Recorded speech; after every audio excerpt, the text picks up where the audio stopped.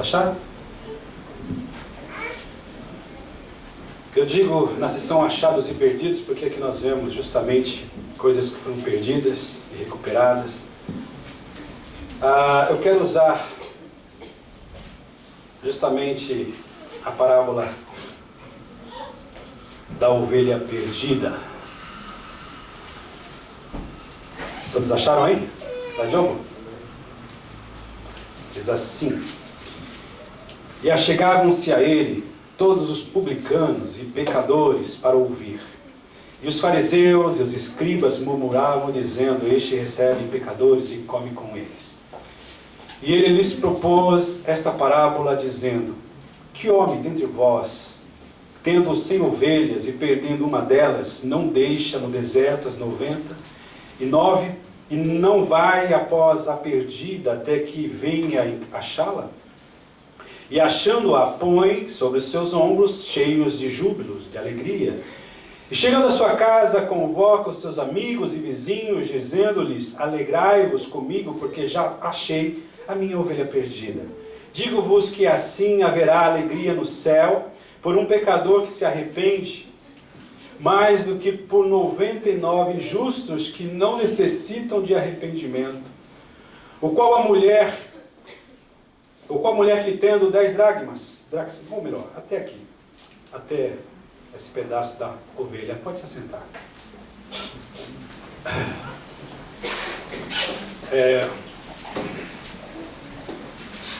Interessante que a palavra de Deus ela é muito objetiva, ela é muito clara, quando nós queremos entendê-la. O que a torna clara e objetiva é o desejo do nosso coração de querer entendê-la. Essa é a verdade. Porque a Bíblia diz que não é por força, nem por violência, né? Zacarias 3:6. Então quer dizer, Deus ele não age forçando, ele não age se impondo, mas ele age conforme a liberdade, né, que nós concedemos a ele. E então é importante que nós criamos desse jeito para que a palavra venha e alcance o objetivo pela qual ela está sendo liberada nesta manhã, né, que é alcançar o nosso coração, que é mudar a nossa forma de pensar e de agir, que não tem estado conforme a vontade de Deus, né? Que nós aprendamos. Então, olha que coisa interessante. Traduzindo, colocando de uma forma assim nos nossos dias, poderíamos colocar da seguinte forma: e chegavam-se a ele todos os religiosos, os islamistas, os islâmicos, os budistas, enfim, toda essa classe de pessoas, esse tipo de pessoas que de uma certa forma não tem muita, ou não tem nada de conhecimento da verdade, vamos dizer dessa forma. Mas se chegaram, e é interessante que alguns que não eram tão iguais a estes, questionavam dizendo: quem é esse homem que não se coloca para ser de uma certa forma diferente, sendo ele quem diz que é o Filho de Deus, o enviado de Deus? Por que que ele não se afasta dessa corja, dessas pessoas, desses ignorantes, desses matadores, desses assassinos, desses tipos aonde nós encontramos os piores que possam ser relatados? É interessante isso, porque muitas vezes, irmãos, nós agimos sem entender, agimos da mesma forma, né? Nós olhamos para essas pessoas que são diferentes de nós, essas pessoas que têm uma forma errada de manifestar a sua fé, porque a sua fé está direcionada àquilo que não é um Deus, aquilo que não é a verdade. E muitas vezes a gente fala: vamos nos afastar desse pessoal, vamos andar cada vez mais longe dessas pessoas, porque elas são as piores. nós não devemos estar nem próximos delas. Essa é a verdade. Uma certa ocasião, eu conversando com o pastor Inácio, falei, realmente esse crescimento dessa prática que a Bíblia condena, que é o homossexualismo, tem sido algo tão real, tão forte, entre aspas, que algumas pessoas que encabeçam esse movimento do inferno, deveriam, sei lá, desaparecerem da face da terra. Aí ele me falou uma coisa interessante. Pensa diferente. E se essa pessoa viesse a se converter? Que testemunho não será? Eu fiquei pensando, é uma realidade, né? Quer dizer, a palavra de Deus está nos mostrando o seguinte: essas pessoas, esse tipo de pessoas que no nosso entendimento, na nossa justiça própria, nós queremos desejar ou desejamos que elas morram. E muitas vezes, ignorantemente, nós oramos, colocamos a nossa oração, a nossa intercessão, não na brecha, mas em cima do muro. Deus, queima, fuzila esse povo. Mas, olha que coisa interessante, Jesus, Ele não mostra, não nos ensina, através da sua atitude, que essa é a forma correta. Porque Ele falou, através do próprio Lucas, Ele não veio para destruir, mas Ele veio para salvar a humanidade. Ele veio para alcançar esses praticantes do Islã, do hinduísmo, esses perseguidores da igreja, esses perseguidores da boa moral, da boa consciência. Jesus, Ele veio em favor dessas pessoas, irmãos. Vocês estão percebendo? O sentimento como igreja tem que mudar. Nós não fomos colocados, estabelecidos, nós não recebemos autoridade para julgarmos as pessoas, para acharmos quem deve ou não deve viver ou ir para a eternidade, não. Nós devemos olhar para o nosso Mestre e ver qual foi a atitude. Ele veio para salvar, Ele veio para buscar o que se havia perdido, Ele veio em busca da sua ovelha perdida, Ele veio em busca do homem perdido. Senão nós vamos tentar direcionar a Jesus quem Ele deve salvar.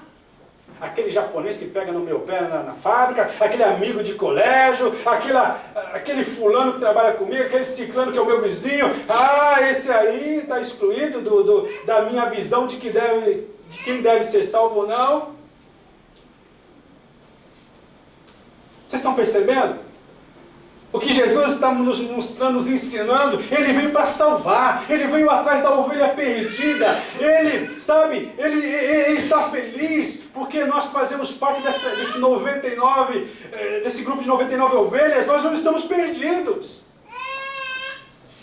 No sentido de salvação, nós já temos realmente sido encontrados por Ele, nós já temos sido alcançados por Ele, mas existe essa importância que é dada através do Evangelho de Jesus, que essa 100ª ovelha está perdida. E ela pode estar perdida no teu lado, ela pode estar perdida na sua frente ou atrás de você, nós não percebemos isto.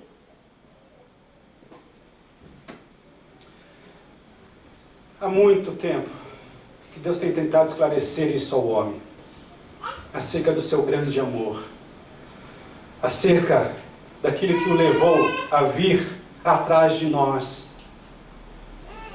que éramos a 100ª ovelha que estávamos perdidos. Essa é a verdade. Essa parábola aqui é muito interessante. Jesus, ele mostra essa verdade. E ele fala a respeito da atitude que foi tomada aqui no versículo 4. Que homem, que pai, dentre vós, tendo 100 ovelhas e perdendo uma delas, não deixa no deserto as 99 e vai atrás daquela que está perdida.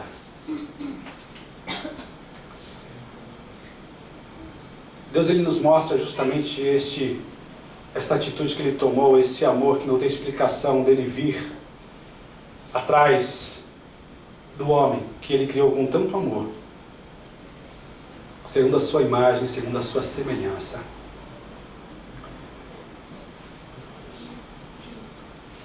Ele coloca aqui de uma forma onde ele sobressai, porque ele é o bom pastor. Eu sou o pastor, mas eu não sou bom o suficiente. Mas ele é o bom pastor. É uma expressão que o coloca acima de todos. É uma expressão que nós entendemos quando Isaías fala lá no capítulo 59, por mais que uma mãe que tanto ama os seus filhinhos, e ela se destaca nessa atitude em relação aos outros amores de pai, de irmãos que estão ao seu redor. Amor de mãe é uma coisa tremenda, não é verdade? Mas infelizmente a gente vê hoje tantas mães desnaturadas, né? Mas ele fala, por mais que esta, que seria a última a se esquecer dos seus filhos, ou do seu filho, que ela gerou, eu jamais esquecerei. Você acha que Jesus não morreu por esses algozes dos nossos irmãos na África, na Nigéria? Você acha que Jesus não morreu por essas pessoas que querem a nossa morte? Por essas pessoas que sonham de praticar a violência contra nós? Será que Jesus não morreu em favor deles? Não. Jesus, ele fala, eu criei a todos. Eu sou o Criador. E eu criei com o mesmo amor, o mesmo carinho. É por isso que eu quero que vocês entendam e se coloquem à minha disposição para que esse amor seja revelado, seja através de uma atitude, seja através de uma ação, mas muito mais seja expressado através do teu coração para com essas pessoas. Eu jamais me esquecerei, porque eu trago nas mãos as marcas. Jesus é o único que tem as suas mãos perfuradas. Ele fala, não tem como esquecer, porque ao tempo todo eu estou olhando para as minhas mãos e nelas estão as marcas da minha entrega, demonstração do meu amor. Eu sou o bom pastor. E ele fala, olha, eu sou feliz por vocês que estão no meu aprisco, mas eu ainda continuo indo atrás daquela que está perdida. Eu sou o bom pastor.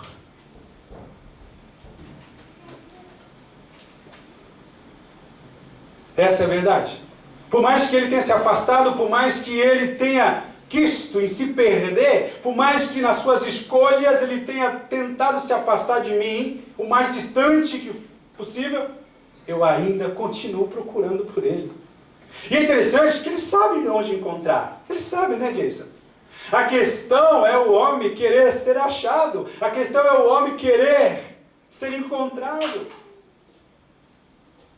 Isso cabe a eles, essa escolha. Mas nós como igreja, nós já como participantes, já dentro desse aprisco, nós temos que entender isso. Ele, sabe, está dizendo, olha, eu sou este, eu deixo vocês aqui, sabe, guardados tal, mas eu ainda quero alcançar esses.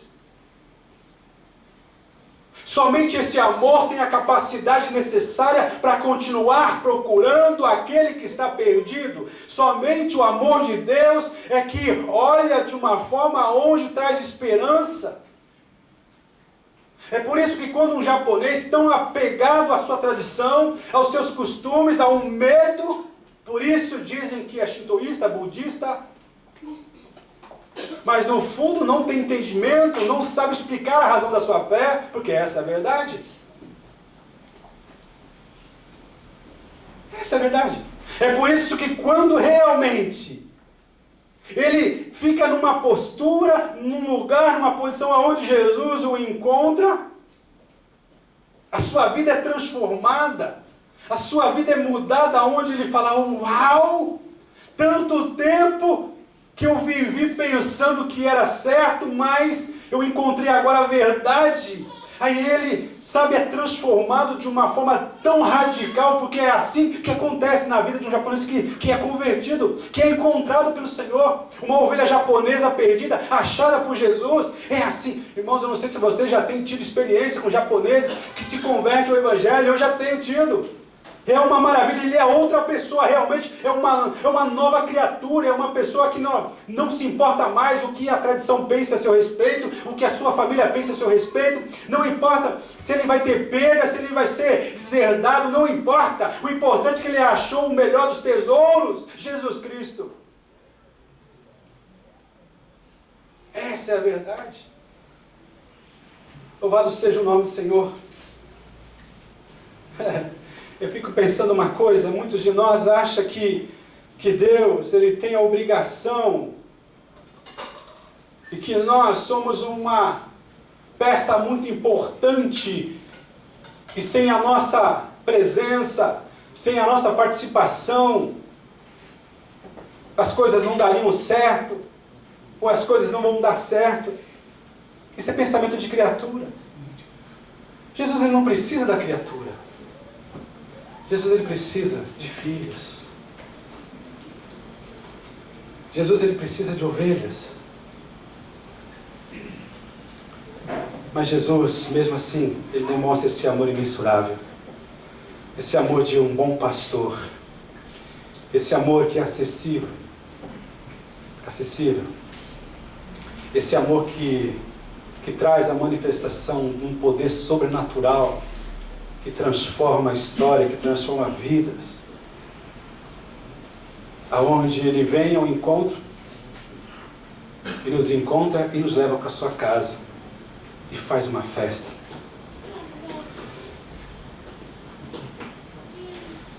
É tão importante nós entendermos porque João descreveu de uma forma muito segura.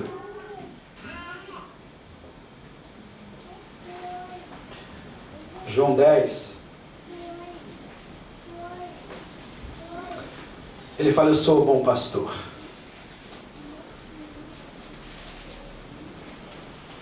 E o bom pastor dá a sua vida pelas ovelhas. Interessante essa colocação, né? Depois do versículo 15: assim como o Pai me conhece, a mim, também eu conheço o Pai e dou a minha vida pelas ovelhas. Dizem um ditado, ou eles usam um provérbio, que é dito na Ásia, os antigos que diziam, que um homem caiu num grande buraco, numa vala, num poço, e começou a gritar por socorro, clamar por socorro. E de repente passou Confúcio, uma pessoa de virtude, uma pessoa que realmente, mas um homem, não um bom homem. E ele disse assim: se me tivesse ouvido, não teria caído no buraco. E foi embora, não fez nada.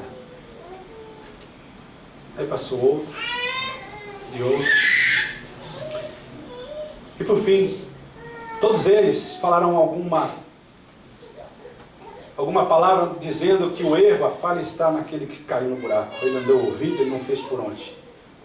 Mas de repente, passando Jesus, ouviu o grito. E Jesus automaticamente, ao ouvir o grito desse homem desesperado, ele pulou dentro do poço.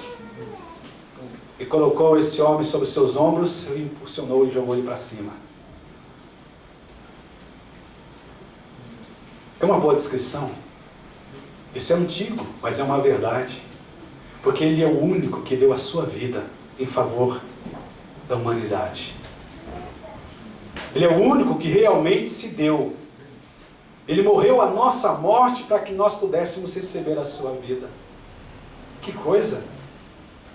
Em Filipenses capítulo 2, a gente vê a atitude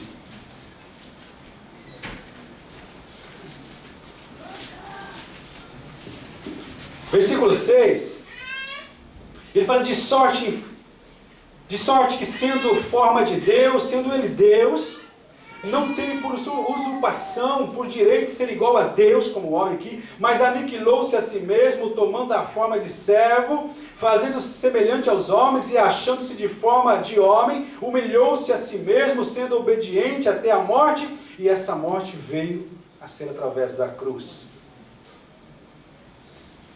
É por isso que Ele é o único. É por isso que há verdade no seu convite. Por isso que há essa verdade no sentido que Ele continua procurando essa ovelha.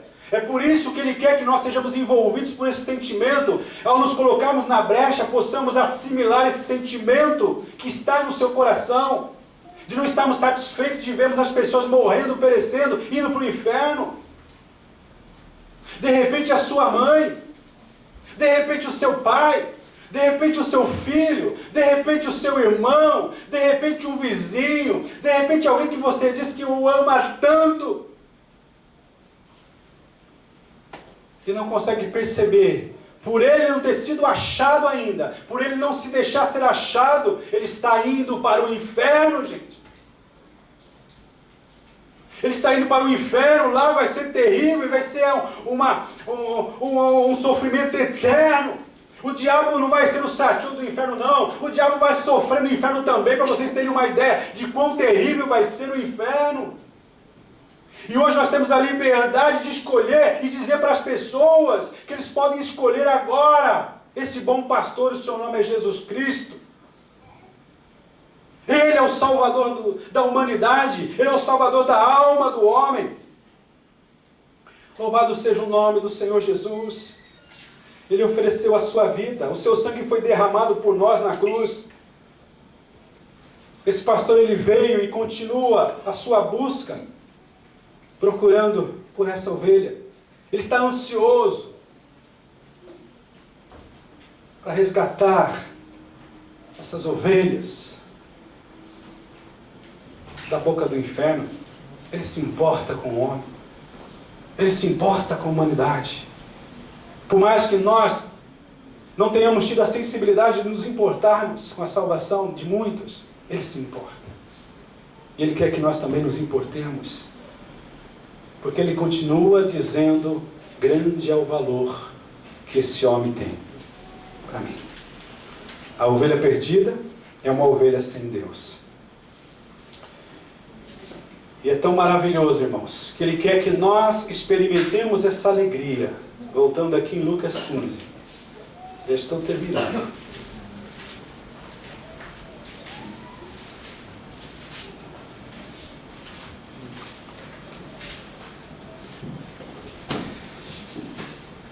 Ele fala que esse homem saiu e foi ao encontro da ovelha perdida. Depois de muito procurar, ele encontrou essa ovelha. E ele fala o seguinte, olha, ele e achando-a, pôs sobre os seus ombros. Você percebe que ele tirou a ovelha do contato do terreno aonde ela não dominava, aonde ela estava perdida? Ele tirou esse homem e colocou dizendo, agora você vai estar sobre os meus ombros. Sou eu que vou te carregar. Eu vou te conduzir. Você percebe que você não enxerga? Você percebe que aquele caminho que você acha que é tão seguro, de repente pode ser um caminho de morte? Você não enxerga bem? Mas eu te coloco bem próximo da minha boca, próximo do meu coração, para você ouvir a minha voz, para você realmente saber o seguinte, que quando for necessário, para cada situação da tua vida, eu te prepararei o lugar, o tempo, a hora, e te colocarei, te vigiando, te guardando. Que Jesus é esse, gente? Sabe de uma coisa, irmãos? Igreja, nós somos ovelhas, mas nós não enxergamos bem, essa é a realidade. Nós enxergamos bem. Podemos trocar de óculos, podemos aumentar o grau, mas continuamos sendo ceguinhos, espiritualmente falando. Essa é a verdade. E a tendência é que, com o passar do tempo, pior vai ficando as coisas. Mas ele está dizendo o seguinte, eu colocarei vocês, achando, põe sobre os seus ombros, que são gostosos, com certeza. E uma coisa interessante, ele chegando em casa, ele convoca seus amigos, vizinhos, dizendo, alegrai-vos comigo, porque já achei a minha ovelha perdida. Irmãos, é uma alegria que o Senhor compartilha conosco. É uma alegria que coloca justamente nós a todos nós numa posição de co-herdeiros com Ele, das bênçãos do Pai. Venha se alegrar comigo, venha sentar na minha mesa, venha. Olha que coisa maravilhosa.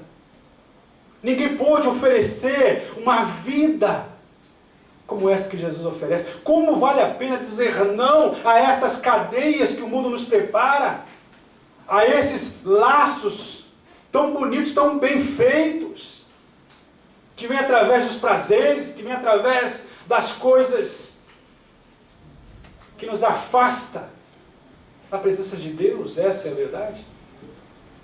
Ele fala, não, ainda tem mais. Ele continua dizendo, olha, digo-vos que assim haverá alegria no céu por um pecador que se arrepende, mais do que 99 injustos que não necessitam de arrependimento. De repente o teu trajeto para a salvação não foi tão difícil. De repente você não foi uma pessoa tão complicada, e com isto não teve tanto obstáculo, tanta dificuldade para poder ver e reconhecer de imediato que Jesus é o bom pastor.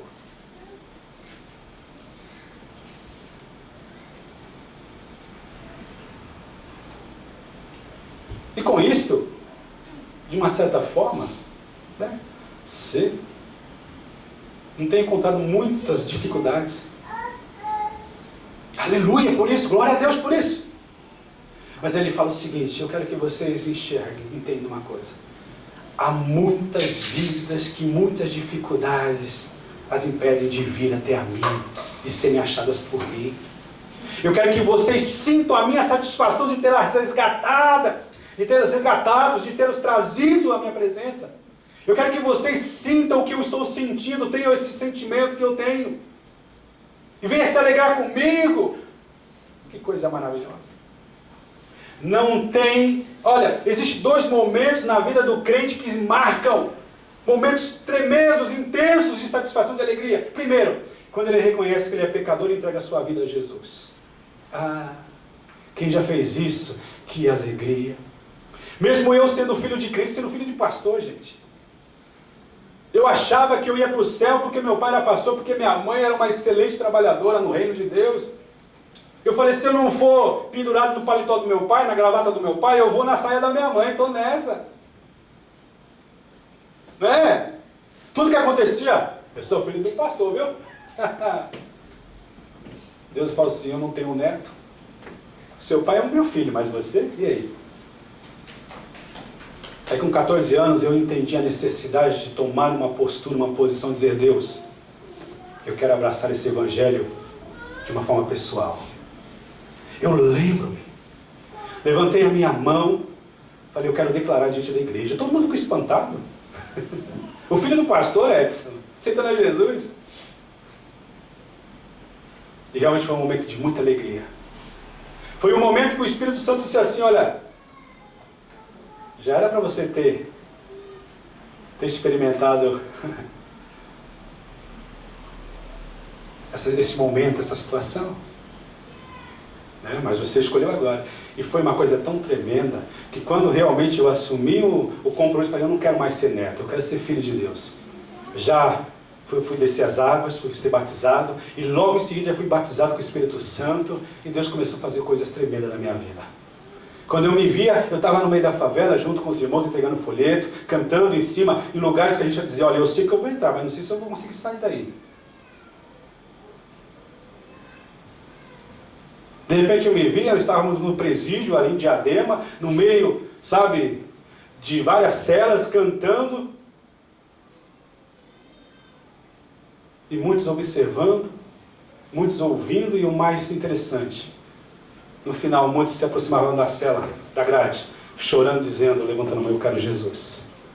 Eu quero Jesus. Eu falo, Deus, como é possível isso acontecer? Como é possível isso acontecer, Senhor? Essa autoridade que o nosso irmão Eco estava falando aqui. Essa autoridade dada pelo Espírito Santo. A cada um que se dispõe a dizer, Deus, eu quero ser usado, eu quero ser o instrumento nas tuas mãos. Eu quero, Senhor. Louvado seja o nome do Senhor Jesus. Jesus, ele mostra aqui a sua alegria. Ele faz uma festa e ele diz: há uma festa tremenda nos céus quando um islâmico se converte ao Evangelho. Quando um hinduísta, um shintoísta, um budista se converte ao Evangelho. Nós temos argumentos e assuntos para falarmos com qualquer tipo de pessoas que seguem uma seita, uma religião. Mas quando é para falar da verdade, nós encontramos dificuldade. Por quê? Nós temos que entender que ela é uma ovelha perdida. E o Senhor quer encontrá-la através de você, através de mim, através de nós. Sua amiguinha, seu amiguinho. Deus, ele quer usar você. Quer usar mim, quer usar a sua igreja. Os anjos, nos diz o escritor de Hebreus, que eles queriam vir e anunciar esse evangelho. Mas Deus não permitiu, porque cabe à igreja. E ele falou: eu vos nomeeis, para que vades e deis fruto, e o vosso fruto permaneça. O maior fruto que nós podemos produzir como salvos são almas. Quando chegarmos no céu, Deus não vai dizer: Luiz, você trouxe algum pão da sua padaria para mim? Ele não vai dizer: olha, vocês trouxeram algum carro? Vocês trouxeram alguma casa para mim? Trouxeram algum presente, alguma roupa? Trouxeram alguma coisa para mim? Primeiro, nós não vamos levar nada, não é verdade? Mas ele vai dizer: abra suas mãos. O que você tem para me apresentar? E ele quer que ao abrirmos as nossas mãos possamos dizer: Deus, trago vidas, trago almas para apresentar diante de Ti. É isso que o Senhor quer receber das nossas mãos. Se nós somos a igreja do Senhor, se nós fomos estabelecidos como um organismo vivo na face da terra, uma agência propagadora do Evangelho, nós temos que entender: o Senhor espera que nós nos apresentemos com as mãos cheias de almas. Quantas almas você já ganhou para Jesus? Pensa direitinho. Quantas pessoas você já trouxe até a Cristo? Ah, pastor, eu prego o Evangelho. Ah, eu canto. Ah, pastor, eu sapataço, pastor. Não é isso que eu estou perguntando? Quantas almas você... Vir aqui à frente pregar não é difícil. Mas eu peço a Deus que eu tenha oportunidade em cada momento que eu perceba e use esse momento para falar. Aqui em cima é fácil falar. Não é difícil. Mas é questão de entender. O momento primeiro de alegria maior é a conversão. E o segundo, mais intenso, é trazer uma pessoa até a Cristo e ver essa pessoa crescendo no conhecimento do Senhor Jesus.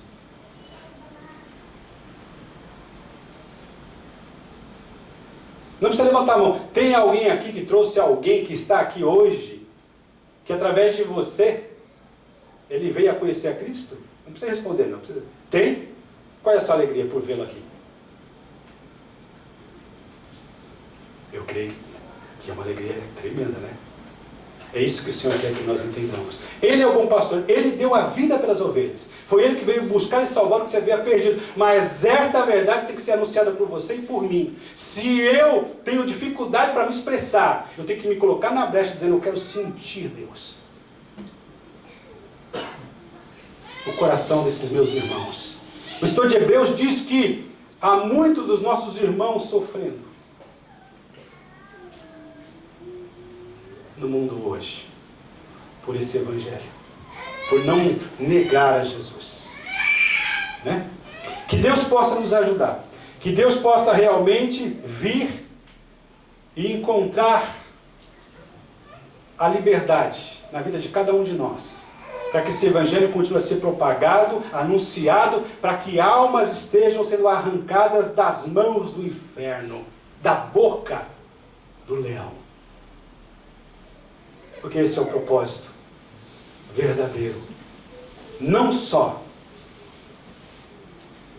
para estarmos aqui adorando, cantando, não. Mas para que nós estejamos levando outras pessoas a virem também adorar e louvar o nosso Deus conosco. Amém? Então, o Senhor está à procura. O Senhor está procurando a 100ª ovelha. Se você está longe, se você ainda não conhece, você é essa ovelha. Agora, se você já tem a Jesus já como seu bom pastor, então Ele está te chamando para você ir junto com Ele à procura dessa centésima ovelha. Através da sua atitude, através, sabe, da sua contribuição, através da sua intercessão, que é onde se torna uma arma poderosa, porque ela é espiritual. Se coloque de pé.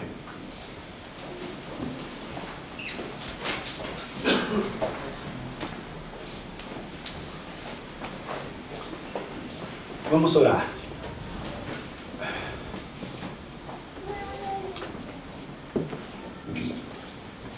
Temos alguma coisa para passar aqui? Pode passar. Da Índia? Da África, não tem? Da Gisóia? Então vamos orar neste momento. Eu gostaria que você orasse pelos nossos irmãos indianos. Eu gostaria que você estivesse orando pela igreja na Nigéria. Que você estivesse tirando, não só hoje, não só agora, um momento de intercessão por os nossos irmãos no Iraque, mas que você realmente pudesse colocar na tua programação diária, semanal, ministral, anual, a sua oração por esses irmãos. Eu gostaria que você pudesse sentir ao ponto de descer lágrimas no seu rosto, porque grande é a pressão, grandes são as dificuldades que esses irmãos enfrentam por não negar a Jesus. Feche seus olhos agora. Eu não vou insistir com você não. Vou dar a liberdade de você estar orando pelos nossos irmãos e também não deixando de amar aqueles que estão matando, aqueles que estão perseguindo esses nossos irmãos. Aos nossos irmãos, que você peça poder de Deus sobre a vida deles. A esses algozes, ou algozes, que sejam alcançados pela graça do Senhor Jesus. Vamos orar, feche seus olhos.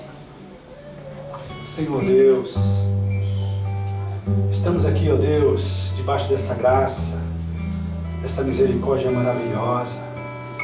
Deus, que a nossa motivação seja esse entendimento de olharmos aonde nós estávamos, quem nós éramos, Senhor. Qual seria o nosso futuro longe de Ti, Senhor? Senhor, o que estaríamos recebendo, Senhor, como resultado das escolhas sem a Tua direção?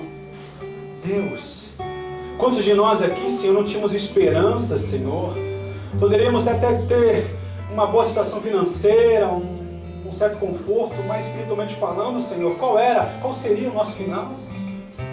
Oh Deus, Tu foste, vieste aonde nós estávamos, mortos dos nossos delitos e pecados, e nos resgatou daquela maneira vã, aquela maneira errada de viver, de uma forma tradicional, obedecendo aos nossos pais que não Te seguiam. Deus, Tu vieste ao nosso encontro. Ó Deus, nós estamos aqui, ó Deus, agradecidos por essa graça que nos alcançado. Mas nós queremos dizer, Senhor, tem misericórdia.